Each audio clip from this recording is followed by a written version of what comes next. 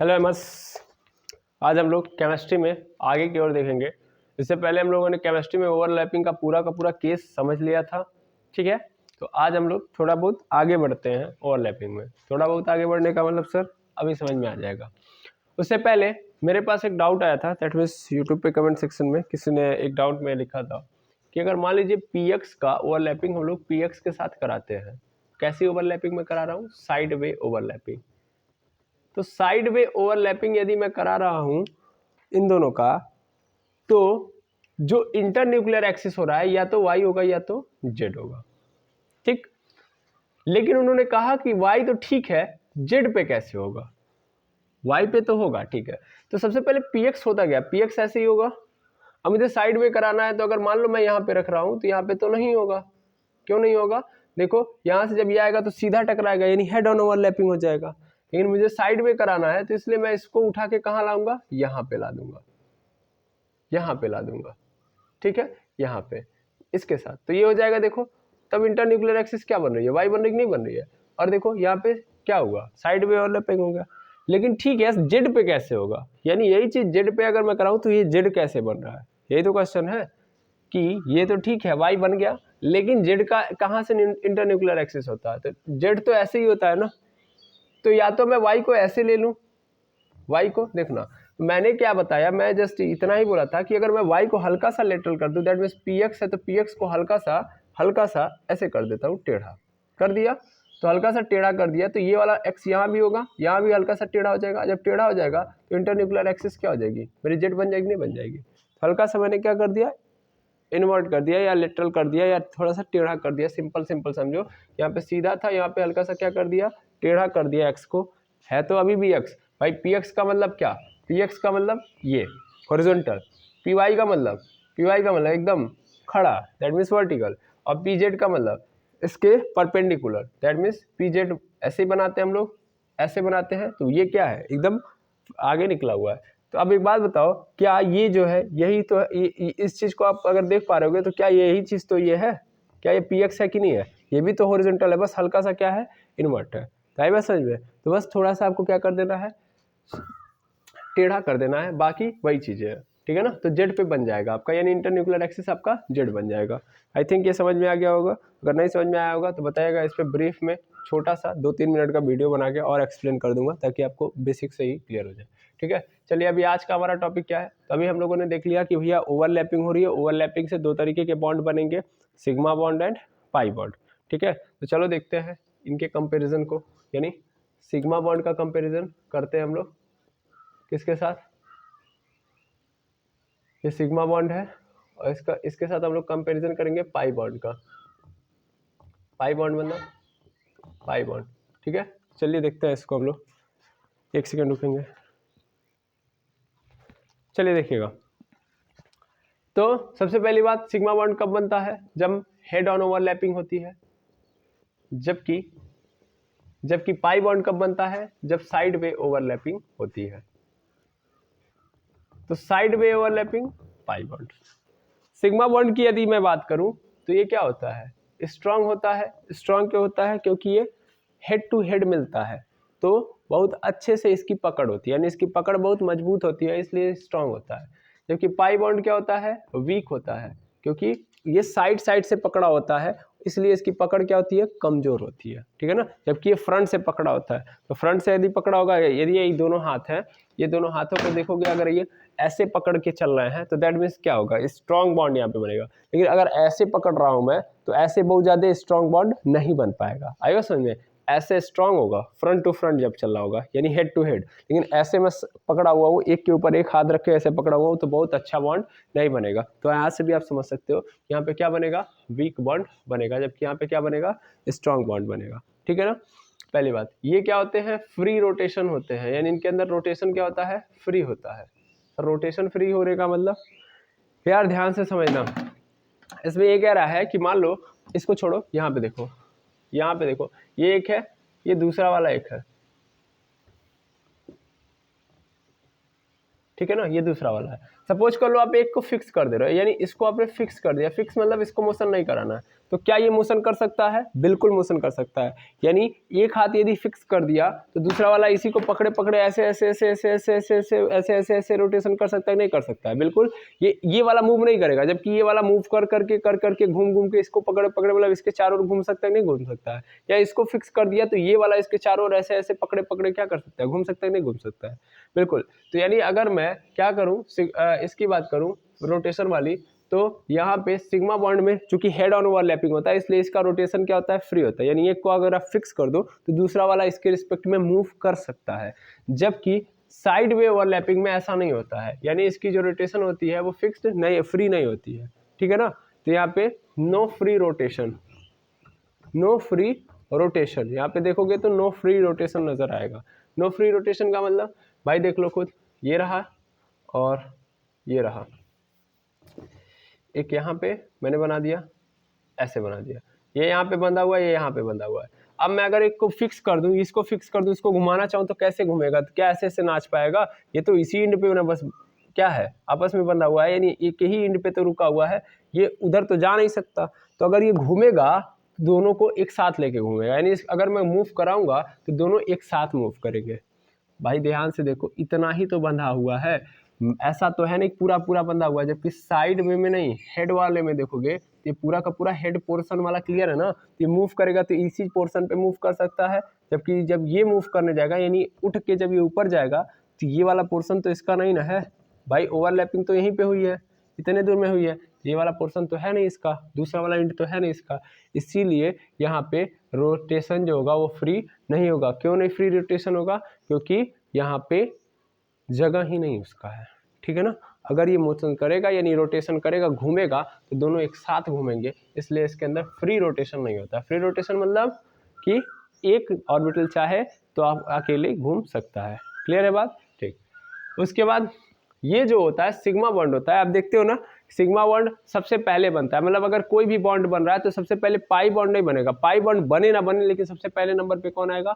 Sigma bond. इसका मतलब it is या इट कैन या सिंपल लिख दो इट्स एग्जिस्टेंस या इट एग्जिस्ट या it can be exist independently, ठीक है ना। It can be exist independently, but यहाँ पे लिखेंगे it can not be exist independently. बता रहा हूं मैं, मतलब क्या है? मतलब ये कि ये जो होगा ये अकेले इंडिपेंडेंट है, मतलब अकेले रह सकता है, ये एग्जिस्ट कर सकता है, अकेले कर सकता है। मतलब कि अगर कोई बॉन्ड का फॉर्मेशन हो रहा है तो जरूरी नहीं कि पाई बॉन्ड बने तब सिग्मा बॉन्ड बनेगा, सिग्मा बॉन्ड पहले बनेगा। क्यों बनेगा? क्योंकि कोई भी ऑर्बिटल सबसे पहले साइड वे ओवरलैपिंग नहीं करेगा, सबसे पहले हेड टू हेड कनेक्ट होगा ताकि वो स्ट्रॉन्ग तरीके से जुड़ जाए, फिर जाके वो साइड वे ओवरलैपिंग करेगा। आपको पता है चाहे आप कभी भी कराओ, किसी भी एटम के अंदर कराओगे तो सबसे पहले कौन सी ओवरलैपिंग होगी? हेड ऑन ओवरलैपिंग होगी, और जब भी हेड ऑन ओवरलैपिंग होगी तो हमेशा क्या बनेगा? Sigma bond. तो यानी सबसे पहले हेड टू हेड कनेक्ट होते हैं, फिर साइड से साइड कनेक्ट होते हैं। ऐसा किसी भी एटम के अंदर नहीं हो सकता कि पहले क्या बन जाएगा? साइड ओवरलैपिंग हो जाएगी। अरे समझ में? अगर ये कर रहा है तो गलत है। ऑलवेज पहले क्या करेगा? जब ये देख लेगा कि px के साथ या py के साथ ही कर रहा है, सबसे पहले ये क्या करेगा? अगर मान लीजिए केवल और केवल p ऑर्बिटल है, केवल py के साथ करा रहे हो तो भी सबसे पहले ये किससे कनेक्ट होंगे? हेड ऑन के साथ कनेक्ट होंगे, यानी हेड ऑन ओवरलैपिंग कर लेंगे। अगर ये कहीं है तो हेड ऑन करेंगे, और अगर मान लीजिए कई सारे हो गए तो पहले हेड ऑन कर लेंगे तो फिर साइड वे ओवरलैपिंग करेंगे। दैट मींस सबसे पहले कोई भी ऑर्बिटल, यहां से ये याद रखिएगा, सबसे पहले कोई भी ऑर्बिटल हेड ऑन ओवरलैपिंग करेगा, हेड ऑन ओवरलैपिंग करेगा। आफ्टर दैट, इसके बाद वो साइड वे ओवरलैपिंग करेगा। उसकी मर्जी, अगर है बचे हुए तो साइड वे ओवरलैपिंग करे, अदरवाइज कोई दिक्कत नहीं है। उसने ओवरलैपिंग जो करना था वो कर लिया, दैट मीन्स उसको सबसे पहले हेड ऑन ओवरलैपिंग करनी थी, उसने कर ली। क्लियर है ये बात? हाँ या ना? बिल्कुल सर। तो आई थिंक ये बात आपको समझ में आनी चाहिए। जैसे कि हमारे पास आ गया NH3 आ गया, फिर देखोगे तो H2O आ गया, H2O, ये सब के सब क्या एग्जांपल है, सिग्मा बॉन्ड के। यहाँ पे सिग्मा बॉन्ड पहले बनेगा ही बनेगा और इंडिपेंडेंट है, मतलब सब में बनेगा, इसमें तो कोई दिक्कत नहीं है। क्योंकि पाई बॉन्ड वाले में आ जाओ, तो पाई बॉन्ड वाले में SO2 हो गया, SO3 हो गया, SO3 हो गया, SO3 हो गया, CO2 हो गया, ये सब के सब एग्जांपल है किसके, पाई बॉन्ड के। तो इसका मतलब सच डायरेक्ट इसमें पाई बॉन्ड बनेगा नहीं, पहले सिग्मा बनेगा फिर पाई बनेगा, कहने का अर्थ ये है, पहले सिग्मा बनेगा फिर पाई बनेगा, ये कहने का अर्थ है। क्लियर है बात। जबकि यहाँ पे क्या बनेगा, केवल और केवल सिग्मा बॉन्ड बनेगा। यहाँ पे जो मैंने एग्जांपल लिखे है इसमें केवल और केवल क्या बनेगा, सिग्मा बॉन्ड का फॉर्मेशन होगा। आई थिंक ये बात समझ में आ गई होगी, ठीक है। तो सिग्मा बॉन्ड का मतलब क्या, कंपैरिजन कैसे कैसे करना, आई थिंक आपको समझ में आ गया होगा। यस सर, चलिए इसको आप नोट डाउन करिए, फिर आगे हम लोग देखते हैं। चलिए तो आगे देखेंगे हम लोग। तो हम लोगों ने समझ लिया डिफरेंसेस क्या हैं। अब थोड़ी बहुत आपने ओवरलैपिंग की कहानी ख़त्म कर ली है, तो थोड़ी बहुत ओवरलैपिंग की थोड़ी, मतलब अब तक आपने ओवरलैपिंग की अच्छाइयाँ देखी, अब थोड़ी बहुत बुराइयाँ देख लेते हैं, क्योंकि केमिस्ट्री है ये। और केमिस्ट्री की कहानी ये है कि पहले ये खूब अच्छे से ऊपर तक लेके जाता है, टॉप पॉइंट तक, और उसके बाद फिर ये डायरेक्ट बॉटम पे लेके आएगा, कहेगा कुछ ना कुछ तो गड़बड़ है। आएगा समझ में। दैट मीन्स इसकी प्रॉब्लम यही है कि हर थ्योरी के अंदर एक एक्सेप्शन लेके चला आता है, बिकॉज गलती साइंटिस्टों की नहीं है, गलती है इन एटम्स की। जब एटॉमिक लेवल पे आप देखोगे तो कोई थ्योरीज किसी लेवल तक, यानी मतलब मान के चलो कि कभी 70% एक्यूरेट बैठती हैं, कभी 80% एक्यूरेट हो गए, कभी 90%, लेकिन बट 100% कोई थ्योरी या कोई डेफिनेशन सटीक नहीं बैठता है ना। तो अगर कुछ एटम्स के लिए वो सटीक बैठता भी है, दैट मीन्स तो 70, 80, 90 तक चांसेस बन गया। बहुत अच्छा थ्योरी है, बहुत अच्छा डेफिनेशन है, दैट मीन्स 90%, 10% एक्सेप्शन तो आएगा ही आएगा। तो केमिस्ट्री का दूसरा नाम ही एक्सेप्शन है, आएगा समझ में। तो वही कहानी है यहाँ पे। आपने ओवरलैपिंग समझ लिया। ओवरलैपिंग में देखो, ओवरलैपिंग में क्या बताया गया, अगर आप ध्यान से ऑब्जर्व करोगे तो ओवरलैपिंग की कहानी जब आपने शुरुआत की थी तो ओवरलैपिंग के बारे में आपने क्या बोला था कि ओवरलैपिंग कौन करेंगे भाई।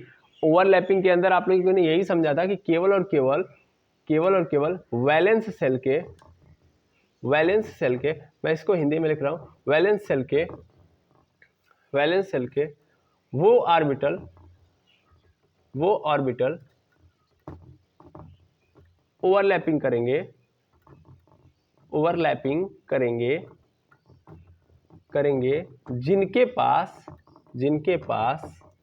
जिनके पास अनपेयर्ड इलेक्ट्रॉन हो, हाँ या ना।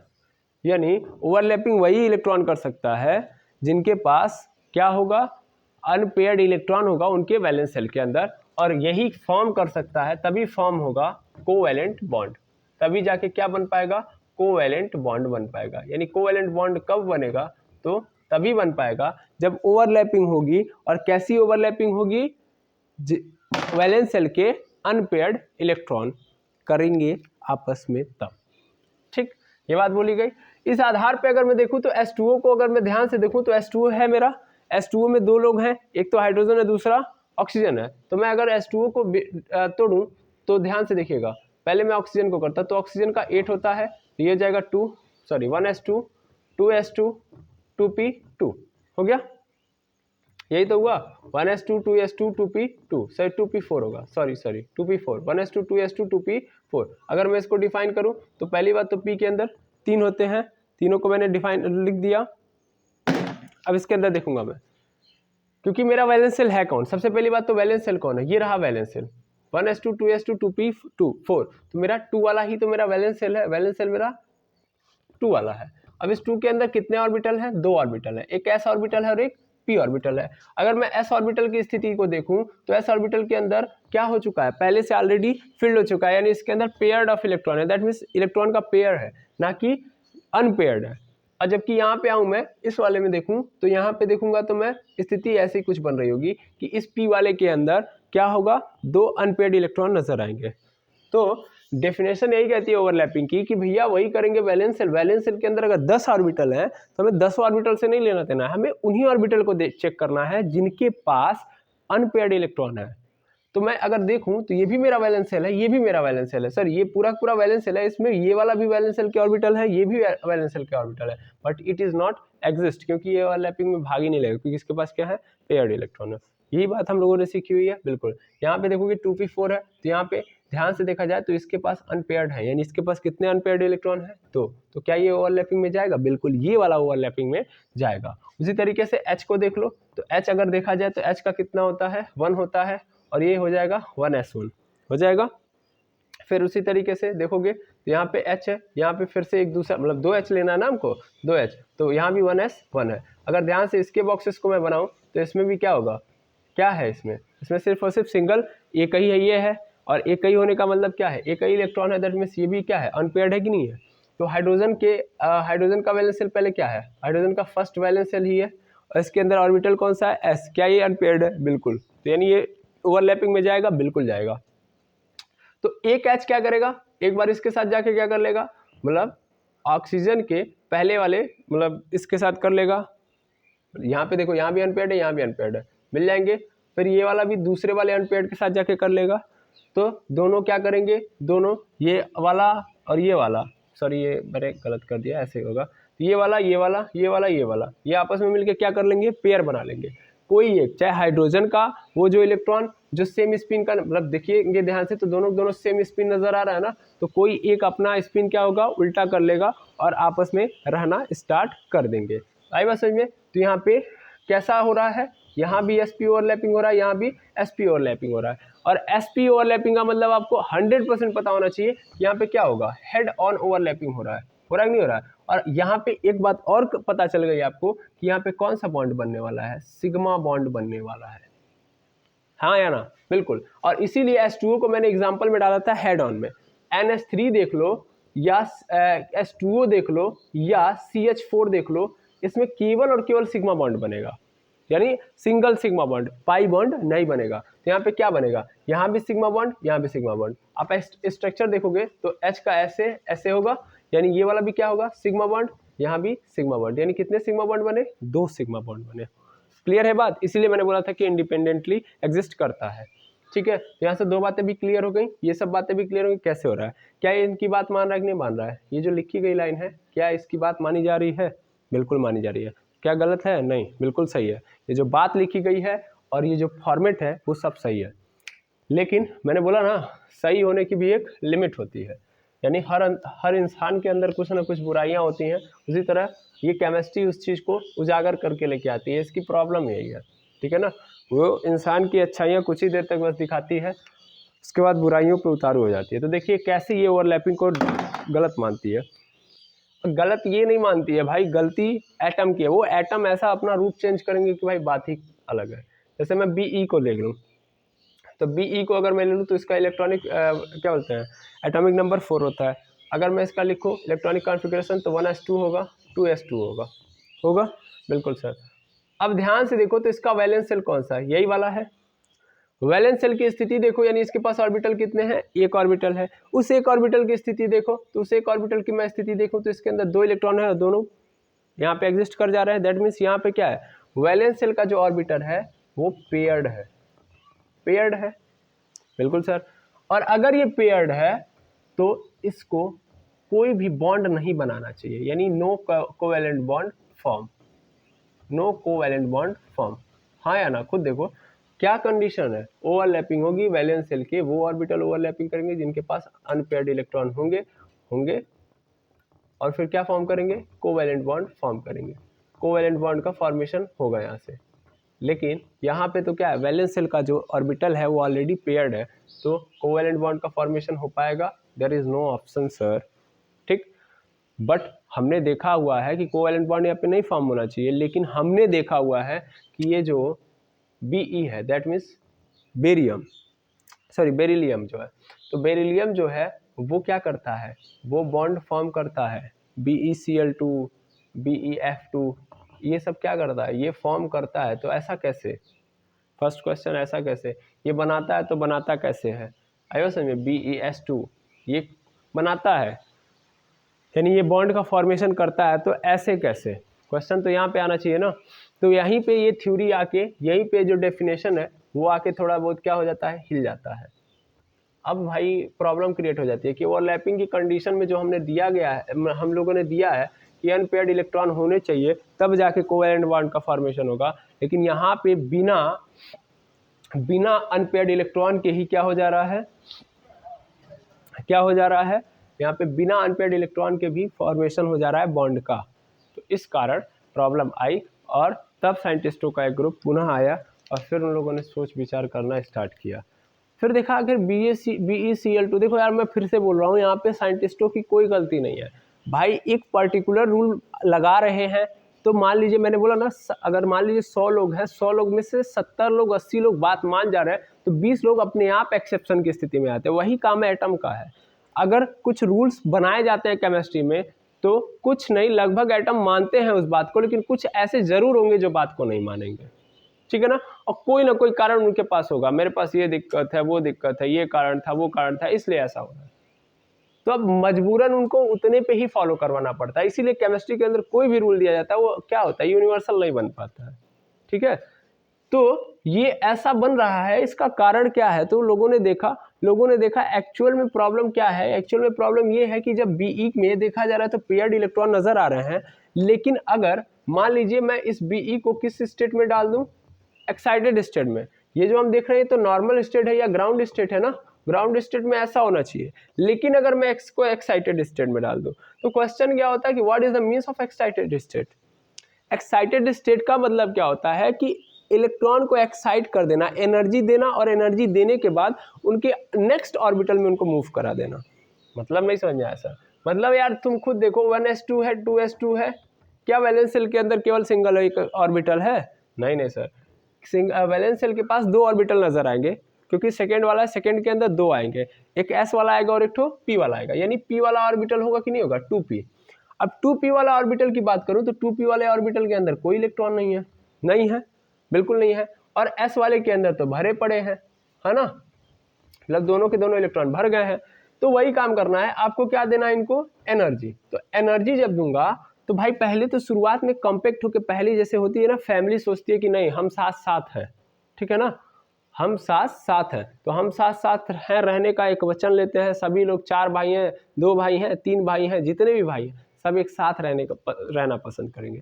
लेकिन आफ्टर सम टाइम, कुछ समय बाद उनको लगने लगता है कि साथ में रहने से कोई बेनिफिट नहीं है।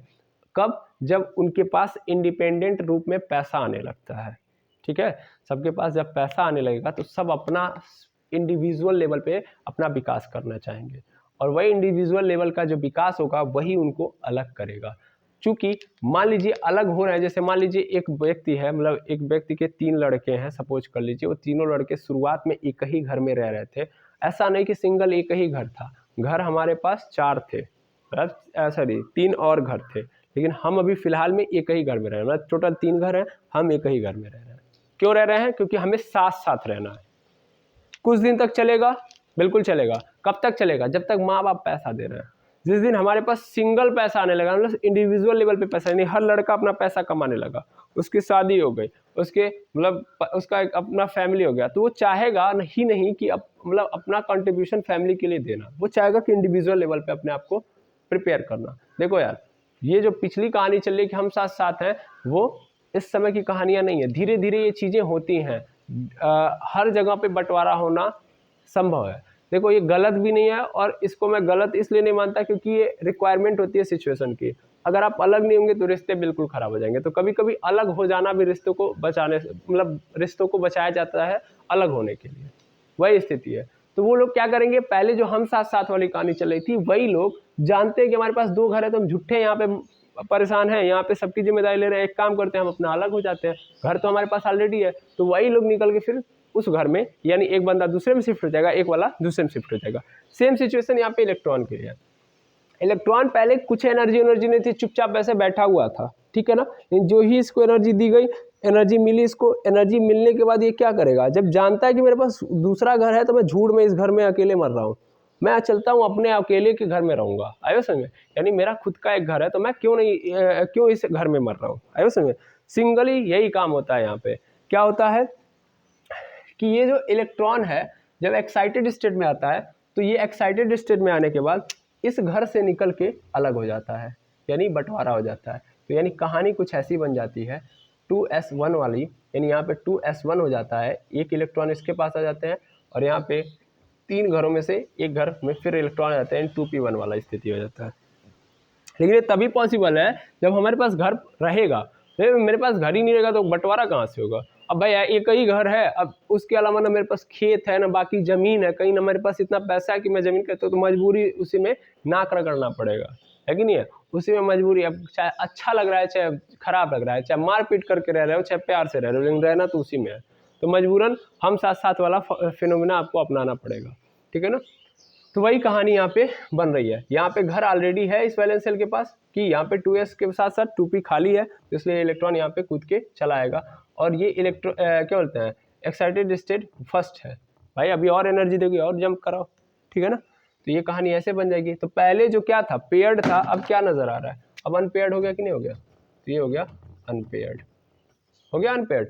क्या इसके पहले जो कंडीशन थी, ये वाली जो कंडीशन यहाँ पे जब देख रहे थे आप, तो यहाँ पे फुलफिल्ड थी, पेयर्ड थी और ओवरलैपिंग के केस को नहीं मान रही थी। लेकिन क्या अब ओवरलैपिंग के केस को नहीं मानेगी, अब तो अनपेयर्ड हो गई है। यानी अब ये जो बात लिखी गई है क्या यहाँ पे फॉलो होगी, जी बिल्कुल यहाँ पे फॉलो हो रही है। लेकिन सर यहाँ से एक बात भी तो क्लियर हो गई कि यहाँ पे हमको एक चीज़ ऐड करनी पड़ेगी कि ये हमारे पास हो लेकिन किसी एटम के ग्राउंड स्टेट में हो या एक्साइटेड स्टेट में हो। हमें बस चाहिए, ये वाली पूरी बात मैं फॉलो करवाऊंगा, लेकिन वो ग्राउंड स्टेट में भी हो सकती है और एक्साइटेड स्टेट किसी भी सिचुएशन में होनी चाहिए। नहीं समझे सर, मतलब कि किसी एटम के अंदर के वैलेंस शेल के ऑर्बिटल में, मतलब वही ऑर्बिटल ओवरलैपिंग करेंगे जिनके पास क्या होगा, अनपेयर्ड इलेक्ट्रॉन होगा। लेकिन मे बी ग्राउंड स्टेट में हो सकता है, बहुत सारे के ग्राउंड स्टेट में ही आपको नजर आ जाएगा कि अनपेयर्ड इलेक्ट्रॉन वैलेंस शेल में नजर आएंगे, या एक्साइटेड स्टेट में हो। हमें चाहिए अनपेयर्ड इलेक्ट्रॉन वैलेंस शेल के अंदर। तो एक्साइटेड स्टेट में किसी एटम को करके हमको अनपेयर्ड इलेक्ट्रॉन दिखाओ, तब मैं ओवरलैपिंग कराऊंगा, तब बॉन्ड बनेगा, यानी तब भी बॉन्ड का फॉर्मेशन हो सकता है। या ग्राउंड स्टेट में हो तो भी, तो ओवरलैपिंग किसी भी दोनों कंडीशन में होगी। यानी ये जो फॉर्मूला है वो सिंगल एक केस के लिए नहीं है, आपको दिमाग में रखना, ग्राउंड स्टेट और एक्साइटेड स्टेट दोनों के लिए है। यानी ये फॉर्मूला जो सर ये डिफिनेशन जो आप यूज करोगे वो ग्राउंड स्टेट और एक्साइटेड स्टेट दोनों के लिए। हमको भैया एटम के अंदर खाली करवाना है, दैट मीन्स अनपेयर्ड ही होने चाहिए, अकेले अकेले ही होने चाहिए। अब अकेले अकेले करवाने के लिए तुम जिस स्टेट में तुमको सुटेबल लग रहा है करो। तो बेरिलियम जो होता है वो एक्साइटेड स्टेट में बनाता है, यानी ओवरलैपिंग करता है, करेगा, बिल्कुल करेगा, कोवैलेंट बॉन्ड बनाएगा, बिल्कुल बनाएगा, लेकिन किस स्टेट में बनाएगा, ग्राउंड स्टेट में नहीं, एक्साइटेड स्टेट में। तो यही यहाँ पे सुधार किया गया कि जो ओवरलैपिंग होगी उसके दौरान जो एटम होंगे उन एटम का जो ऑर्बिटल होगा वो अनपेयर्ड होना चाहिए। अब उसको अनपेयर्ड करने के लिए उसको ग्राउंड स्टेट में रखो या एक्साइटेड स्टेट में रखो, जैसी तुम्हारी इच्छा। क्लियर है ये बात, आयो समझ में। एक्साइटेड स्टेट में भी तुम लोगों ने समझ लिया कि वैलेंस सेल होने चाहिए, वैलेंस सेल के पास खाली कमरा भी होना चाहिए। अब ऐसा नहीं कि वैलेंस सेल फुलफिल्ड है तो अब ऐसा नहीं कि कूद के उतना, तो तब तुमको ज़्यादा एनर्जी देनी पड़ेगी, है कि नहीं है, तो फिर दिक्कत होगी। अब ऐसा नहीं है कि जैसे मान लो मैं 3 पे आ गया, मतलब ये 2p6 था ऑलरेडी भर चुका है, ये भी भर चुका है, अब मैं बोलूँ कि 3s1 कर दूँ तो भैया दिक्कत होगी, एक इसके पास खाली नहीं ना, बैलेंस सेल तो ऑलरेडी भर चुका है। तो बैलेंस सेल मेरा यही था, बैलेंस सेल ऑलरेडी भर चुका है। अब एक्साइटेड स्टेट में डालने का मतलब क्या है कि दूसरे के घर में जा रहा है, ठीक है ना, अपना घर नहीं है। फिलहाल में अभी इतना समझो, ज़्यादा दिमाग लगाओगे हैंग मार जाओगे, ठीक है। इज दैट क्लियर हो गया होगा, is that clear, yes sir. चलो अब हम नेक्स्ट टॉपिक पे मूव करते हैं। तो ओवरलैपिंग में ये बात दिमाग में रखना कि हमको ये चाहिए ही चाहिए, लेकिन इस केस के लिए हम ग्राउंड स्टेट में रखें या एक्साइटेड स्टेट में रखें। अब आगे देखेंगे हम लोग, आगे देखेंगे तो हमारे पास नेक्स्ट टॉपिक आता है इलेक्ट्रोवैलेंसी। चलो देखो इलेक्ट्रोवैलेंसी क्या होती है, ठीक है। तो इलेक्ट्रोवैलेंसी अगर बात करोगे तो इलेक्ट्रोवैलेंसी सिंपल डेफिनेशन है, charge on ion is known as electrovalency.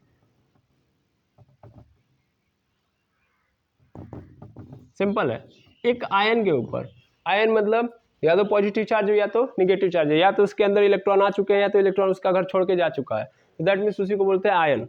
एक एटम के अंदर से या तो इलेक्ट्रॉन चले गए हैं या तो इलेक्ट्रॉन आ गए हैं एक्स्ट्रा, ठीक है ना। तो उस कंडीशन में वो आयन कहलाता है। और जितने इलेक्ट्रॉन गए हैं उनके नंबर को, या जितने इलेक्ट्रॉन आए हैं उनके नंबर को हम लोग चार्ज बोलते हैं। दैट मीन्स एक आयन है, that means sodium ion. Sodium ion के अंदर क्या है, प्लस चार्ज, दैट मीन्स इसके अंदर से एक आयन, एक इलेक्ट्रॉन फरार हो चुका है, इसलिए इसके ऊपर क्या आ चुका है, प्लस चार्ज। Cl माइनस है तो दैट मीन्स इसके अंदर एक इलेक्ट्रॉन आ चुका है। तो ये जो नंबर है आपको रिप्रेजेंट कर रहा है आयन के ऊपर, यही चार्ज कहलाता है, और इसी चार्ज को हम लोग इलेक्ट्रोवैलेंसी बोलते हैं। क्लियर है बात? बिल्कुल। मतलब सोडियम की अगर मैं बात करूं तो सोडियम का इलेक्ट्रोवैलेंसी कितना है, तो सोडियम की इलेक्ट्रोवैलेंसी 1 होगी। कितने इलेक्ट्रॉन आए हैं या कितने गए, देखो हम प्लस माइनस लेंगे, हमको सिंपल ये देखना कितने चार्ज है, नंबर ऑफ चार्ज 1 है, प्लस में है कि माइनस में मुझे उससे लेना देना नहीं है भाई। 1 इलेक्ट्रॉन गए हैं कि 1 इलेक्ट्रॉन आए हैं, सिंपल। इलेक्ट्रोवैलेंसी ये पूछता है कि बस ये देखो कि इसके अंदर इलेक्ट्रॉन की हेरा फेरी कितनी हुई है, या इलेक्ट्रॉन की गड़बड़ी कितनी हुई है, या इलेक्ट्रॉन का नंबर इंक्रीज या डिक्रीज कितना हुआ है। ठीक है ना, 1 इलेक्ट्रॉन गया है कि आया है, बस सिंपल हमको ये देखना है। अब आया गया वाला फंडा छोड़ देना, बस ये देखना कि इलेक्ट्रॉन की गड़बड़ी कितनी हुई है। यहाँ पे 1 इलेक्ट्रॉन की मिस्टेक हुई, यहाँ पे भी 1 इलेक्ट्रॉन की मिस्टेक हुई है। इस मिस्टेक मतलब इसमें आया है, इसमें गया है। अच्छा, Mg+2 चार्ज है तो क्या इसका इलेक्ट्रोवैलेंसी कितना, 2। अच्छा, एल्यूमिनियम पे +3 चार्ज कितना इसकी इलेक्ट्रोवैलेंसी, 3। ठीक है। अच्छा, मैंने जबरदस्ती बोल दिया कार्बन पे माइनस चार्ज है, कितना इलेक्ट्रोवैलेंसी इसका, 4। सिंपल। तो एक आयन के ऊपर जितना चार्ज होता है उसी को हम इसकी क्या बोलते हैं, इलेक्ट्रोवैलेंसी बोलते हैं। ठीक है। अब आते हैं हम लोग दूसरे वाले कंडीशन पे जिसका नाम है कोवैलेंसी। लेकिन सबसे पहले मैं टाइम देख लेता हूँ। तो टाइम मेरा हो चुका है, इसलिए मैं यहीं पे डन करूँगा। अब हम लोग आगे पढ़ेंगे कोवैलेंसी नेक्स्ट वीडियो के अंदर देखेंगे। ठीक है।